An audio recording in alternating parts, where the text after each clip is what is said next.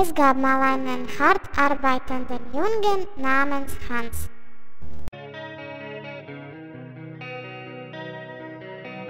Sein Name war Hans. Nur Hans. Er grub viel. Nach 7 Jahren hatte er mehr als genug gegraben.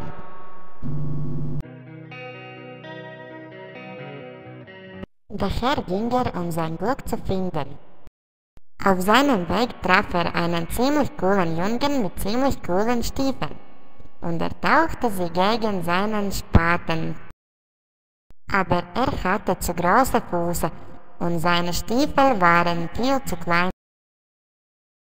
Aber trotzdem ging er weiter.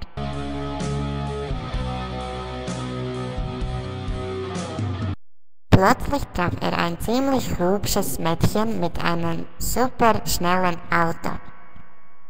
Hans war klug genug, seine Stiefel gegen das Auto zu tauschen.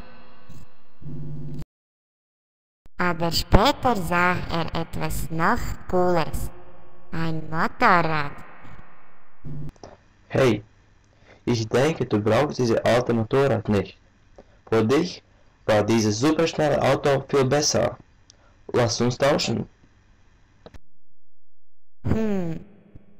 Okay.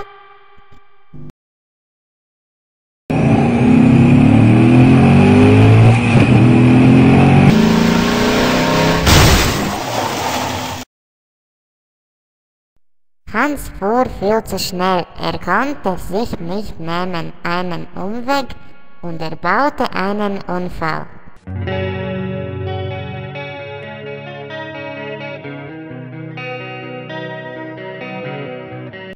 Später wachte Hans auf und sah einen Reifen. Das war ein schlechtes Zeichen. Daher entschied er, nach Hause zu gehen. Ach, besser hatte ich bleiben und weiter graben sollen.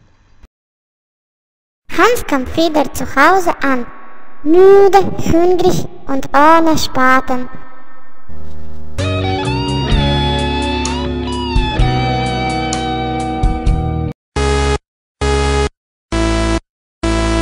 Was ist los? Es ist Party angesagt. Die Saison ist eröffnet, es ist ein